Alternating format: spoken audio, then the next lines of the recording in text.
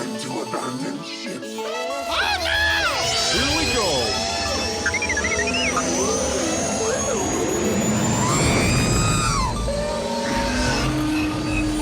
Can I persuade you to join us for a drink? It's a tradition. Here, here. Jar Jar, homie, my main man, quickly.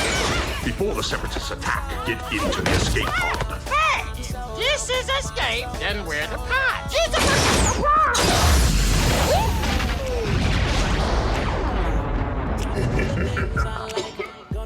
Welcome back to Star Wars Escape Pod, and these days, you know what it is, the ACOLYTE. And we got Kirk and Bryce, our two co-hosts in the podcast this week. So let's get into all things ACOLYTE, get into this.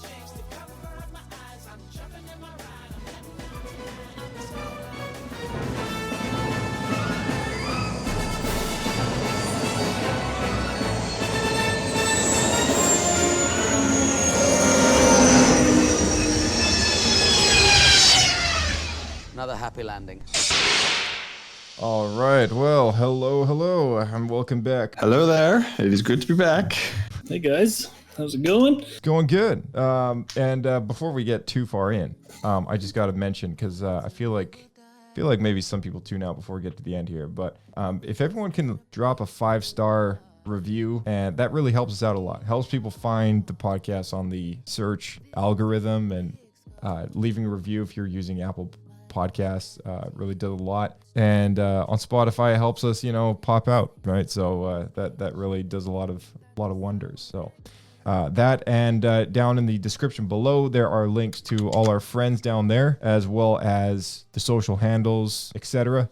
You know the drill, but there is a friend of mine down there who's got a sticker company through Etsy, and goes to all the conventions and stuff like that. It's EastPost Sticker Company, and he's got a promo going on for listeners of Star Wars Escape Pod. So if you get anything off his store, use the promo Escape Pod, you get 10% off your entire order, and he throws in a Star Wars Escape Pod logo sticker that you can put on pretty much anything. And these stickers are like vinyls. They're like insanely high quality. It lasts for like a year. I had one on the back of my phone, which lasted like a solid 12 months. So it was good. And that being said, I guess, Kirk, you got some Star Wars news for us before we get into this episode. Oh yes, I've got some very spicy Star Wars news today. Spicy. And yeah, it's spicy. Okay, so firstly, we'll before I announce it, that it came across my feed today, and I wanted to share it today. But would you firstly agree that in the High Republic era, that the technology is a bit worse versus in the prequels and the later years in the Star Wars canon universe? Yeah, I would say so. I mean, Yeah, I think I'd agree. Yeah. Yeah, it's a bit like Rocketeer, as like I was talking about with someone, where it's kind of like, the ships seem like a little chunky, maybe a little unrefined. Like I like the way they've styled it, but yeah, I'd agree. yeah. Yeah, I think that's pretty fair. Well, with the Jedi in the High Republic, they obviously don't have as good tracking technology as they do in the prequels and in the original trilogy, or during that era, during the Empire era. So when the Jedi do need to find someone fast, they don't have time to take a break and stretch out with their feelings. Instead, they turn to the one and only Basil, our favorite character, Basil. Yep. And with one sniff of a person's scent, Basil can track the target he's searching for, no matter what dangers lurk around him. And in just a few minutes, he can make his way there. So if you're missing watching Basil on screen and you want more Basil action, what you can do now is that you can bring your very own Basil DIY planter box to your home. Oh, man. And I've just left a link in the chat here. But essentially, Star Wars have released a guide where you can make your very own DIY Basil planter at home. So that's the news that I wanted to share today. Oh man, that is newsworthy. What in the world? Let's put that on the HoloNet news chat. Yeah, so if you feel like you're missing Basil and you wanted to make a Basil planter box, you can do that. When I first saw this link, I actually thought that they made a whole product out of this, but no, you actually have to make it yourself. So it's not. It's there's a bit of effort involved. But for all those Basil fans out there like myself, this is for you. Oh man, thank you for sharing that incredible news. I mean, the people are gonna be so happy. I love it. That's what I do. I please people when I'm scrolling through my on my tech pad here at Dexter's Diner when I'm devouring a dozen donuts. That's just what happens, Tanya. That's right. All right. Well, thank you. I probably Kirk. had one too many donuts to announce this one.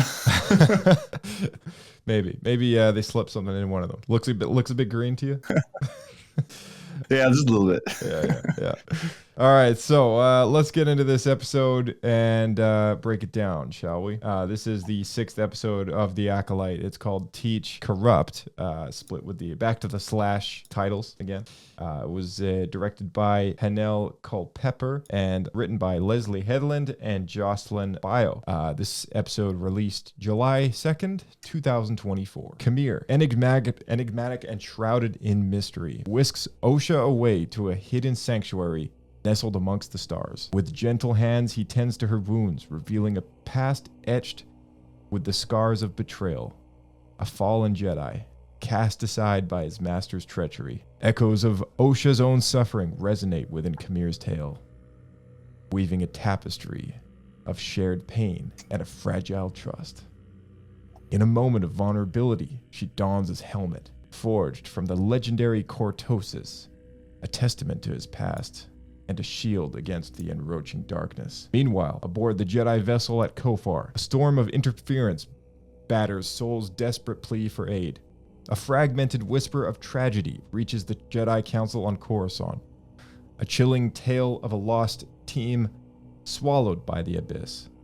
Amidst the chaos, Sol, blinded by grief, implores May, believing her to be Osha, to mend the ship's faltering power. A deadly dance ensues, and Basil lunges from the shadows, only to be met with May's fierce resilience.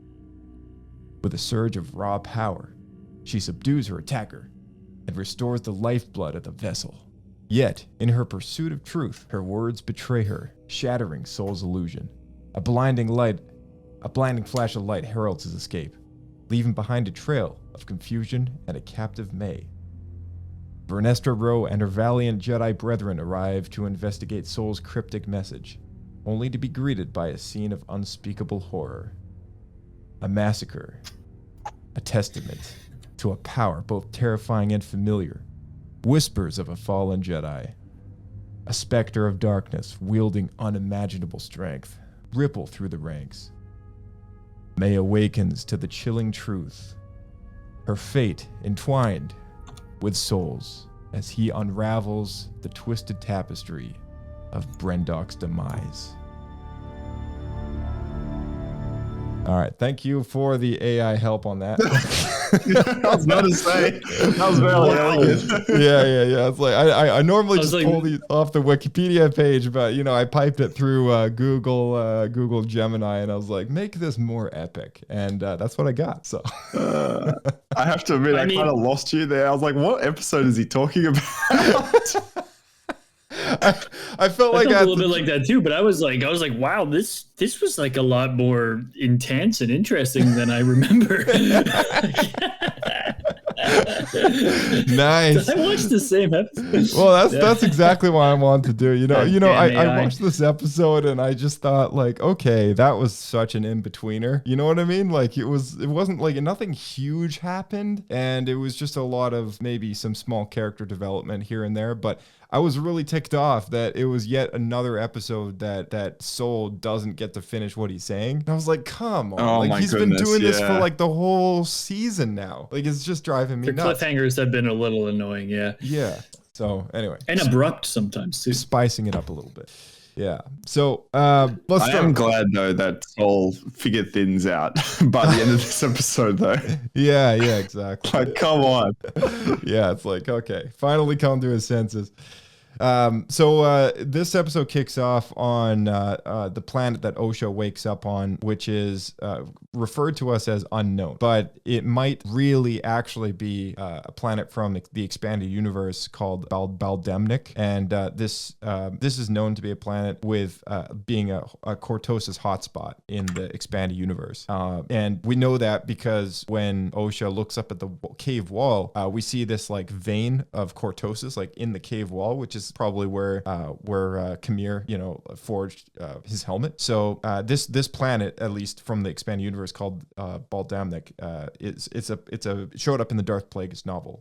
And I think, did you read that novel, Bryce? Yeah, I did. I read it like ages ago, though. It's probably time for another reread. I remember it being great, though. It was so good. Yeah, I need to reread it too. But this planet is it's got a lot of rocky islands in a sea. That's kind of how it's described. There's lots of oceans, and the indigenous species there called the Conmi had destroyed most of the trees and for like building materials and firewood. So the island which we see the characters from the book step on, the grass is like brown and like dead and stuff like that. So it could have changed a little bit for the show, of course, because that's the expanded universe. They could have changed it minorly for the canon, but like it's very similar from how it kind of showed up in the novel to kind of what we're seeing here, and it's being listed as an unknown planet, but it really could be the planet from Darth Plagueis, the novel. So people are kind of buzzing about that online, but yeah, I thought that was kind of a neat little nod of the head, if that is supposed to be the same place. Yeah, it's also not mapped by the Jedi, like by the Republic, so they don't exactly go to that system, which is one of the reasons why Darth in the novel, like Darth Tenebris and Darth Plagueis end up chilling there for so long, because they know it's kind of a sanctuary for them. It's at the time, at least, it's sort of like out of the way from off the scope, I guess, for most people.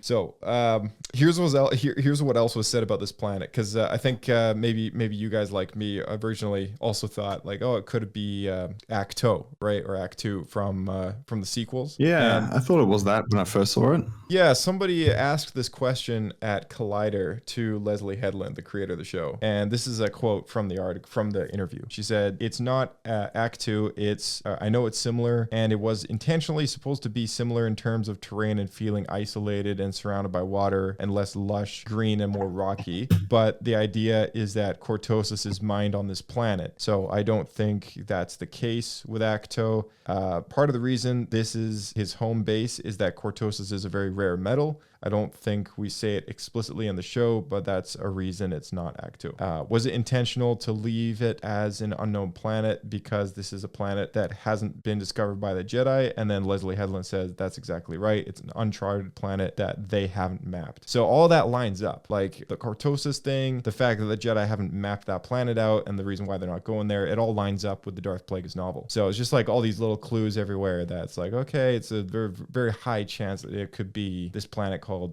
Baldamnik. Because she's also saying that that there's going to be 2 Sith in this show. I think we've only seen 1 so far. That's right, yeah. Or have we? Maybe there isn't. Maybe we have seen the other Sith. Maybe we're all tripping. Maybe we're like, oh, there's another Khmer out there. Maybe it's Basil. Oh, shoot.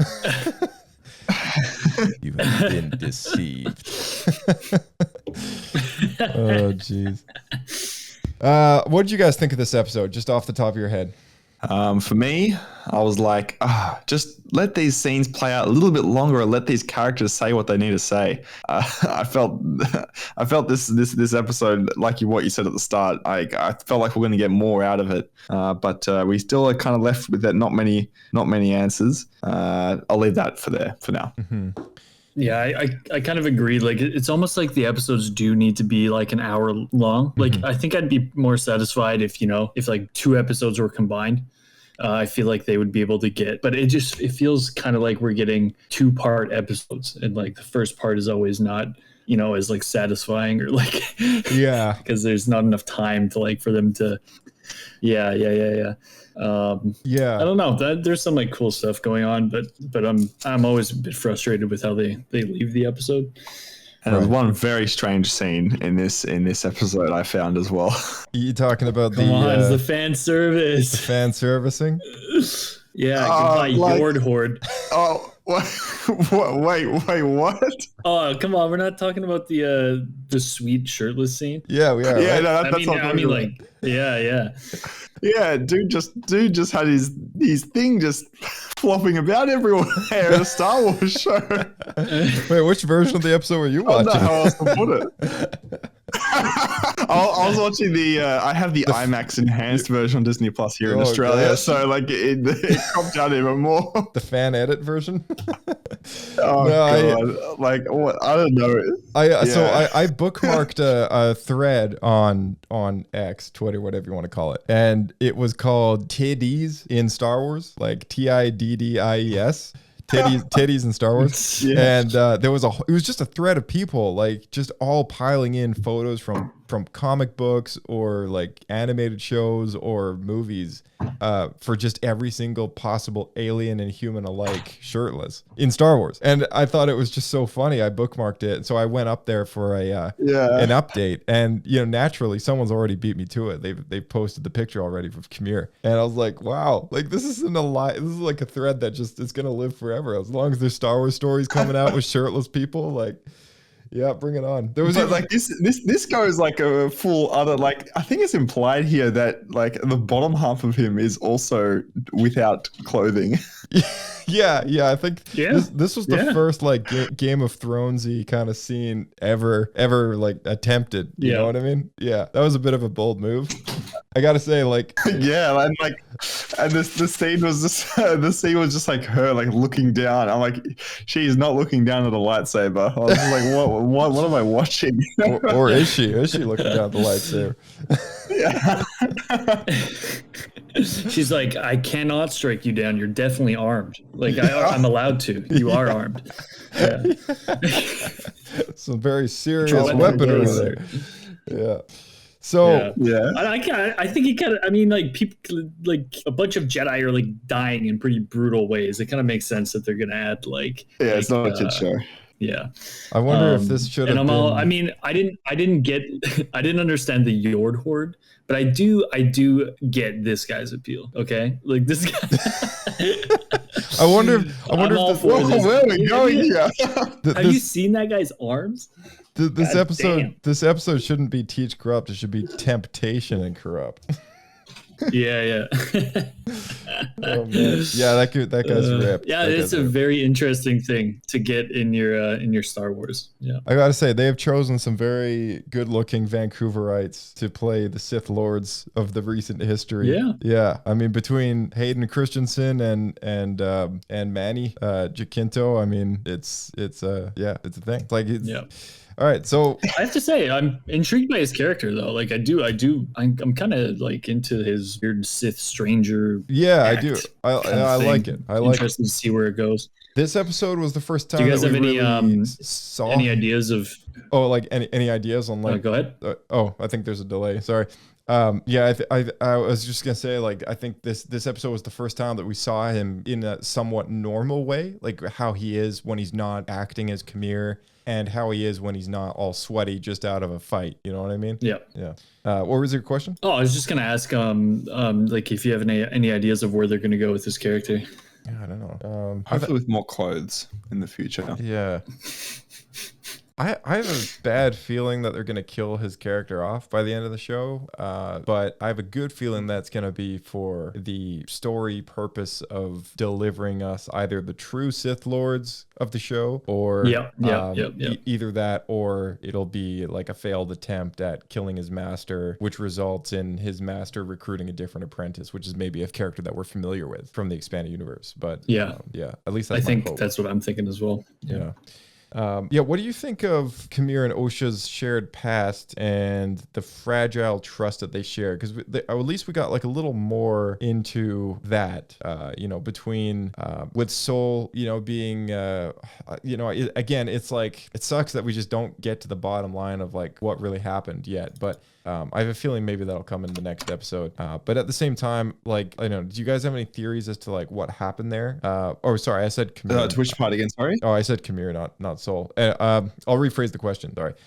What do you think of like Khmer? And so he's like, Khmer's got the scar on his back, right? So he says something about his Jedi master, because he said he used to be a Jedi, which is kind of interesting. And he says something about his master was like caused that or something. So either, I don't know. I don't know if you guys have any theories about like his master being like a Sith Lord or something like that, or like, I don't know, what do you think about that sort of dynamic, you know, like some Jedi master walked away and I feel like he has to be serving somebody, but then again, what part makes me think that he's not serving someone at the moment is that there's been no clues to that. Like there's no cutaway shots, or there's nothing really to kind of like make us think that he's serving someone else. Yeah. So I don't know what his deal is. I almost kind of think it's going to be what I kind of hope is it's a situation where sometimes, you know, the apprentice himself will kind of go to find his own apprentice, you know, to kind of just like kind of Vader's trying to, you know, recruit Luke, or like I think there's quite a few examples of Sith apprentices getting another apprentice to usurp the power of the master. And I kind of hope that's what he's doing. I think that'd kind of be a cool angle. I also think that the scars on his back seem kind of whip-like. Yeah, they do actually. Oh yeah, true. Yeah. And who do we know that uses, who is the only one in the galaxy that uses some sort of light whip? Oh, Oh wait, no, wrong one. Correct. Jedi Master Jones. Jedi Master Jones. Harrison Ford is back. Oh yeah. That's a great Star Wars. He needs another paycheck. Yeah. That's a great theory, actually. So, like, I know we've read some of those High Republic books, and like I specifically have definitely read one of them, which centered in on Vernestra Rowe as like a kid, like when she was like a Jedi Padawan, right, or something. But like I haven't really kept up all that well with the more recent stories, but this show jumps ahead quite a bit. Like she looks way younger than she actually is. Like her character in the show is supposed to be at this point probably like 200 years old or something, like, or at least. And I just think to myself like, well, you know, I guess if that is the case, you know, she's not human, right? But he is. So, you know, you present that as a theory. It's like, man, I can get on board with that. You know, like, you know, I'm sure she's probably trained multiple apprentices as the years have gone by. You know, like what's to say that maybe she had him as an apprentice and maybe she's the one trying to cover something up, because she's also the one trying to make sure that the Senate doesn't find out about all these shenanigans happening with all these Jedi dying as well. So like, she seems oddly invested in what's going on, and she also seems like oddly like she knows something, right? Like totally. I think there's going to be something like that. Did you also get the hint that she kind of like tried to allude to the fact that Sol did this? Was that her, or was that was the other guy? That was the other guy. Yeah, that was the other guy. But yeah, she said that's a very serious accusation, and yeah, I don't know. Okay, so let's roll with it. Have you guys seen any other shows with her in it, like the actress? No, the actress, or yeah, no, actress. I don't think so. Actually, I'll have to have a look. I'm just trying. What's the actress's name? Oh yeah, what is her name? It's Rebecca something, I think. Hold on a second, just looking it up. Rebecca Henderson.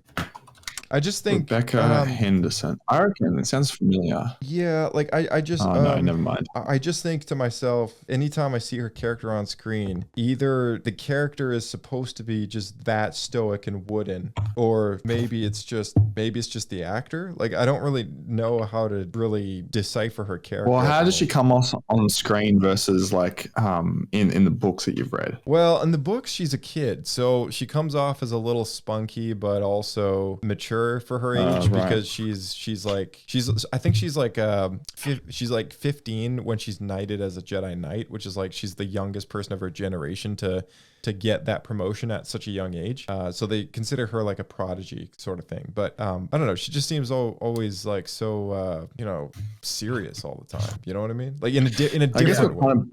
Yeah. Not like Ahsoka, but just, yeah. Ahsoka seemed a bit more compassionate, or empathetic in her show versus... like Vernestra, she just kind of shows up. She looks at all these Jedi corpses and just keeps walking around, like no emotion and whatsoever.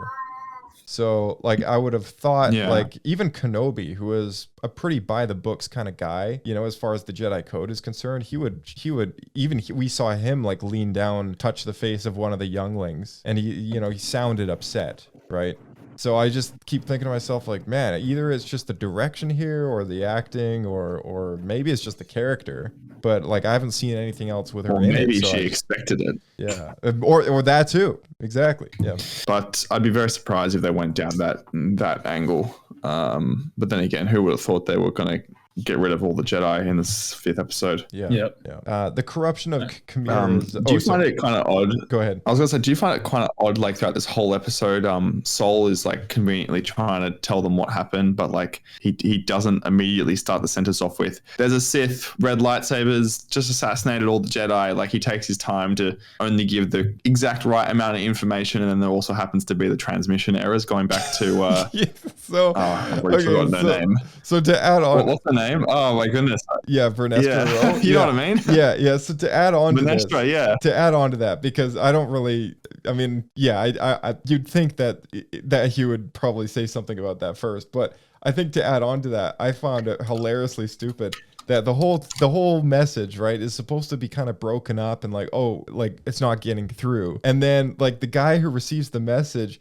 literally word for word, he's like tells her exactly what happened. There's no miscommunication whatsoever, despite the shoddy like signal, right? Like everything Sol says gets through. Everything that, you know, like he all the Jedi are dead on Brendok and you know, like something else. And I was like, man, that's did anything go missing from that transmission? Like I think they got it all, right? Like they got the whole general idea of it. Yeah, but like he didn't, like Sol didn't say like there's a guy running around with lightsabers over here and killed everybody, and like he just like gave the perfect amount of information to make them. And I feel like a lot of that has to do with potentially the fact that they're not supposed to tell the Jedi. Like by the time, you know, Ki-Adi-Mundi says that there aren't any Sith existing for a millennia or whatever he said, I feel like they're kind of hamstrung with that, but it's just so obvious. Yeah, that they decided not to show that information. Right. Yeah. What are your thoughts on that, Bryce? I guess it's because they have. I guess it's because they're trying to keep it under, because the Senate seems to be meddling in. I mean, I guess becoming more intertwined with the Jedi, right? I guess there's some sort of, I don't know, health and safety review that's about to happen with the Jedi, and they don't want to like I don't know, they want to like push it under the rug so they can get their I Can Jedi license again for another 10 years or something. Yeah.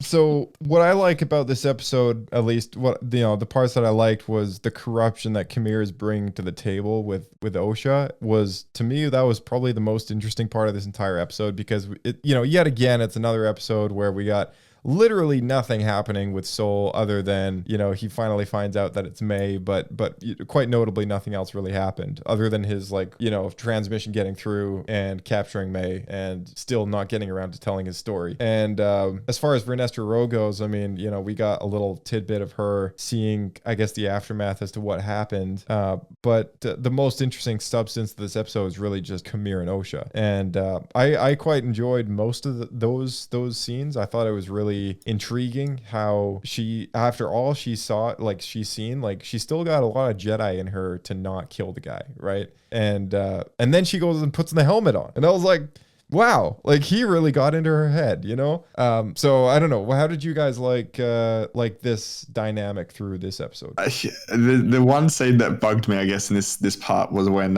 Chimera she lets her hold the lightsaber, and then she goes to attack him, and he just doesn't do anything. He doesn't know this girl. He doesn't know Osha. She could have totally just killed him there. And I'm he's placing a lot of trust, to prove a point or something like that. Yeah. So I'm really curious, what his motivation is behind keeping her versus leaving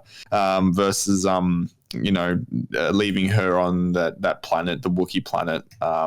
But it's interesting. It's interesting. I'm not too sure I feel anything else apart from that. I feel like he also didn't say enough in order to convince her, but I guess he did get through to her. Yeah. How did you like this relationship, Bryce? I think I think that maybe I think he's doing a good job of not being because he's kind of pushing himself as I am the victim kind of thing, right? He's kind of he's showing her he's no threat by giving her the weapon. Hey, you can leave whenever you want. Hey, but you could, check out, I have a lot of knowledge and power. If you want to hang out and try on my cool helmet. it's kind of like there's very low risk for her, right? So it's I think she's more curious, which I think is an effective way to start planting the seeds to maybe turn someone to the dark side. Like that. I mean, he did also expose himself, and then maybe that convinced her. Who knows? I mean, you got to use every tool in your toolbox, right?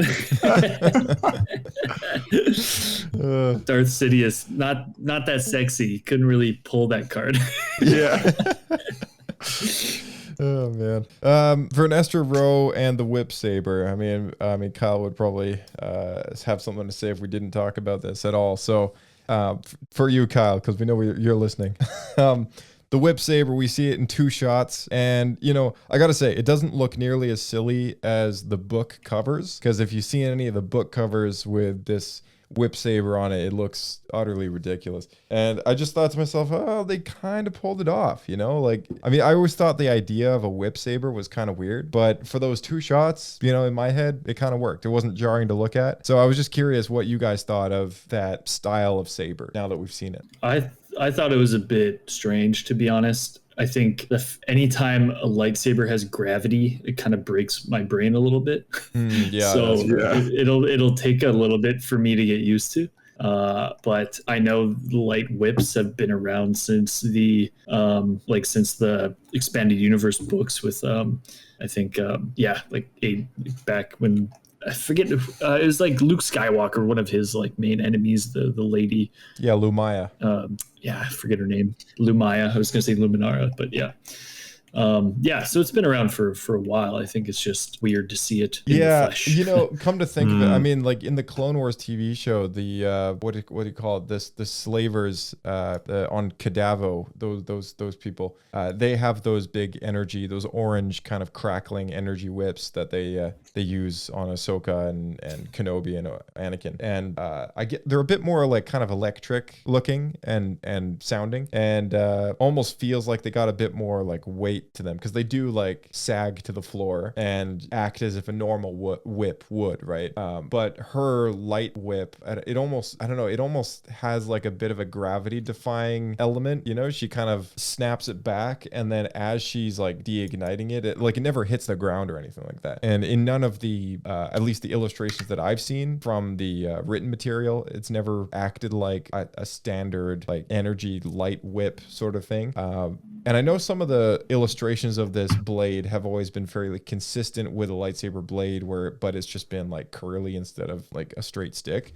I think it would have been beneficial for the full success of this to be a better, integrated element into the Star Wars universe, is if they did have some sort of other additional effect on top of the blade that kind of happened while it was in whip mode. And then, as it straightens out, then it goes to that white hot core that we normally see. But I think if in whip mode, if it had a different kind of light element to it, it would have been maybe a bit more successful in my mind. But at least to me, it just wasn't like at least jarring. I was expecting it to be a little jarring to look at, but I don't know. Maybe I just haven't seen enough of it yet. I mean, there's only 2 shots. So yeah, do you know what I'm kind of worried about? I'm kind of worried that we're not going to see it again. Like they're just like, it was just for the trailer and that was it. And she used it to like do some pest control.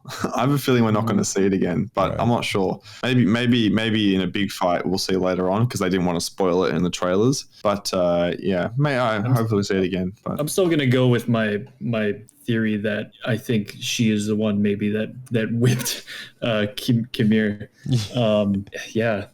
Do you guys get the feeling that they're doing the Jedi pretty dirty in this series? They are. Absolutely. And I don't know if it's like a conscious decision that they're trying to. I don't know if they're trying to kind of change the point of view of the Jedi because of what goes on in the sequel trilogy, right? How it's kind of like, oh, the Jedi, maybe it's kind of, they shouldn't be around kind of thing, right? Like maybe they're not really bringing balance to the Force in a way, or they're just as like anyone can be corrupted kind of thing, like right. Yeah, no, I think like you're onto something there, because about a year or 2 ago when they were talking about this show long before its release, I think it was Leslie Headland who said this will be the first Star Wars show from the villain's perspective. And I think when she worded it like that, like, because even though we get a lot of protagonists in the show as the main characters, she said from the villain's perspective. So like the story is kind of being told from the story of like from May's perspective, from her point of view as being like a victim of something that we don't yet know. And you know, yeah, we know, all we know right now is that she caused the fire and caused all this pain and suffering, but we don't really read into her character as an older person that she was the one who did all those things. So it's I think there's something more yet again, and we keep saying this every week, but like I think there's something more that we don't know. And I mean if that is there's 2 episodes left. There's 2 episodes left, and Soul still hasn't told. He still hasn't said what happened on that day. Like, what the hell? I know. It's kind of driving me nuts, honestly. So for this episode, like I didn't have as high of a rating as I normally would, probably, because like for the most part it was all right, but like that bothered me a lot. So anyways, what's your theory about Soul's true intention? Because he keeps stringing us along with this, you know, like real story, like what actually happened. And I'm kind of worried that maybe the Jedi are kind of the villains in this, right? Somehow, right? Like, yeah, like Torben. I'm getting evil vibes from him. Hey, like, yeah. Like Torben killed himself. Kelnaka is isolating because of something. You know, like he's literally living in solitude, not being a Jedi anymore, or was. I guess he's dead now. But you know, that's probably in relation to. You know, related to the event, right? So, you know, and Indara never looked like the happiest person alive either. So, like, and then Soul's clearly dealing with some stuff. But yeah, I mean, like, I don't know. What do you guys have any thoughts or like theories of what could he be involved with, or like any theories of what happened that night? Because I think we'll find out next week. Oh, if we don't find out next week, I'm gonna be Basil and searching for answers. But yeah, I think you're right. I think something else needs to be uncovered. Yeah. What about you, Bryce? Yeah, I mean, I think the show, if it's doing anything right, it's like pretty good at keeping me guessing so far. Mm-hmm. Like usually you can kind of just pretty easily see where the show is going to go, and like they're making kind of safe choices. But I mean, I don't know. Yeah, I have a lot of like theories, which is fun to kind of spitball. But yeah, like I think maybe it's actually Osha who was responsible for that fire going out of control, right? And that's kind of his secret. Or maybe Soul is responsible for all of it and he's kind of hiding it, and he might turn to the dark side. I don't know. Yeah, there's a lot going on. Right. You know, one other thing I haven't mentioned about this episode yet, and in all seriousness, talking about Basil, can we just like take a moment and like just look at Basil's plan to confront this person that's killed 4 Jedi, and try to tell it. So he just goes up to her, squirts oil in the droid Pip, squirts oil in her face, and then he runs up to her and like kicks her in the shin, and then bolts off. Like this guy, this guy's got a lot of guts. That guy's a hero. Like they left him to die. They left him to die. They didn't even remember him. Like he had to come back to the ship by himself, and he still feels this loyalty to like save Master Soul. Yeah, and he doesn't go and tell Soul first. No, he doesn't tell Soul first. He just straight up goes to like try and take out this Jedi killer. Yeah. He's like, this is up to me. Like I'm sure Basil's aware that like they were hunting her down, and then as they left this planet, they didn't leave with all the Jedi that were left. So I'm sure he has a feeling of what's going on being an animal and stuff. But come on, this guy. Oh, jeez. Okay. Well, yeah, that's all I got for this episode. Unless you guys have anything to bring up, we can just head on into pile of points of pooters. Yeah, I don't know if there's anything else. I haven't been on the podcast since for an Acolyte episode, and I very much wanted to shout out that they keep putting that Selkath in. I love that. What? You guys know the Selkath is like a species from KOTOR, from the planet Manan, where you have to do like. Where you have to, they harvest Kolto, but they put one in the High Republic. I think it's the first time we see a species from KOTOR, which I thought was super cool. Are you talking about those bug things that keep flying around? No. The Selkath are like an aquatic species with 2 tendrils. I don't know. I don't know if we have seen them. Maybe we have seen them in another live action. Yeah. Well, we saw the. We have seen them. I guess in the animated shows, we saw. We saw Selkath. He was a bounty hunter who got killed in the box. The episode called The Box. You're right. Oh, yeah. really? Oh, yeah. I remember that. Yes. Anyways, I love that. Oh, damn. How do you spell Selkath? I can't even think. SEL and then KATH. So yeah, I think they're created for that game, right, Bryce? Yeah. Did they wait? I gotta be honest, I haven't seen one of them yet. Did they show up again in this I haven't episode? been paying attention clearly. Maybe I missed that. I think he was. He's like the doorman. I don't know what he's doing. He's like the bouncer for the Jedi Temple. oh, interesting. Oh, okay. Okay, then cool. Anyways, I love these guys, so wanted to give a big up to them. Sweet. Oh yeah, got some positivity going in here. Yeah. Yeah. All right, let's hit Pablo points of Poodoos. So, 3 Pablo Poodoos is the worst of the worst. And then moving up from there, you got 2 Pablo Poodoos, and then 1 Pablo Poodoo, and then a Bendu. A Bendu is a 50% score, the one in the middle. And then we got Pablo points. 1 Pablo point is good, 2 Pablo points is great, 3 Pablo points is the best of the best of the best. So maybe we'll start with you, Kirk. What would you give this episode for this week? I'm gonna give this episode a 1 Pablo Poodoo. 1 Pablo Poodoo. All right. It's a little lower than I expected. Yeah, 1 Pablo Poodoo. Yeah, 1 Pablo Poodoo, and that's purely because of I feel like we're just not getting anywhere, and I wanted to see more of the backstory by now, and I feel like a lot of these characters haven't said what they have been trying to say this whole show, so my patience is growing upon me, so I'm not very Jedi-like, but 1 Pablo Poodoo for me. Fair enough. Okay. What about you, Bryce? I'm gonna go for a I'll give it half a Pablo point. Half a Pablo point. All right. Just yeah. Okay. Actually, before I forget, last week we didn't have you on, and that was the big episode, of course, with the big duel. What did you give that one? I mean, I'm gonna give that one a 2. I think it was a bold choice for a Star Wars TV show to kind of do the Jedi like that. Very nice. I loved the choreography as well. Yeah, that was probably one of my favorite lightsaber fights. Even though a lot of people have a problem with a Padawan being able to fight that well, I think I really liked the tenacity of Jackie and her character. Yeah. And yeah, I thought she had some guts. Yeah, well said. Yeah. Awesome. Our friend AJ gave this episode this week a 0.5 Pablo Poodoo, and I personally gave it a Bendu because I feel like I didn't want to let my disappointment of Soul Story not coming to be, otherwise it would have been lower, probably around where you are, Kirk, with a with 1 Pablo Poodoo. But I don't know. I liked the whole sort of corruption angle with Osha, and I thought it was interesting. So if something actually plays up successfully there, I think I'm going to stick with my Bendu. But assuming it goes nowhere, I'm lowering that score to a 0.5 Poodoo, I think. But yeah, I mean, all in all, hey, if that's the planet that we got from Darth Plagueis, the book, then I'm all for it.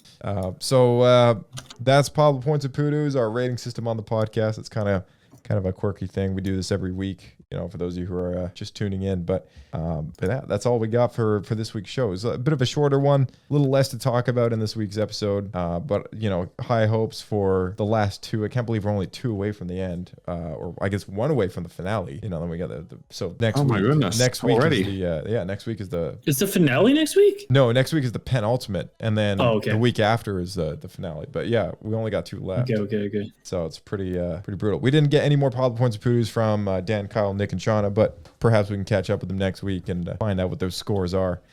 It's always interesting looking at the spreadsheet. So anyone can actually access this spreadsheet, by the way. So if you're tuning in from home, feel free to click the Linktree description in the description box of our episodes, and you can access the podcast archives. And it's a spreadsheet tab that you can click on once you get to the archives tab, and it's called Pablo Points and Poodoos.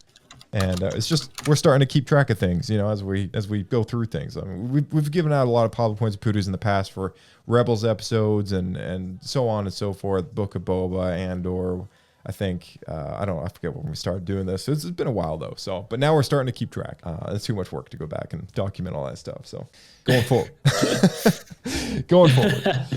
Anyway, thank you guys for coming on the show as always, and we will see you in the next one. Sounds good.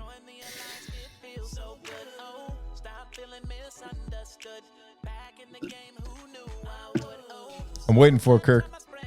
No, wait, you waiting for me? I thought Bryce was going to jump through with his one because he's back. Oh, okay. You can catch me devouring a dozen donuts at Dexter's Diner. There it is. See you there. Like, when's it going to happen? It's going to drop. Oh, no. All right. Thank you all for tuning in, and be sure to share this show with a friend. That helps us out a lot, as well as those 5 stars in the reviews. You can reach us with the handle at SW Escape Podcast on X and on YouTube, where you can subscribe. And don't miss a thing over there, because we post video versions of our podcasts on YouTube, so you can tune in with the YouTube Music app and so many other options. Apple CarPlay, Android Auto, so much stuff. East Post Sticker Company, definitely check that out in the description below. Our email's swescapepodcast@gmail.com. Send in a voicemail with your questions or any comments. We'd love to hear from you. We'll see you in the next episode. May the Force be with you.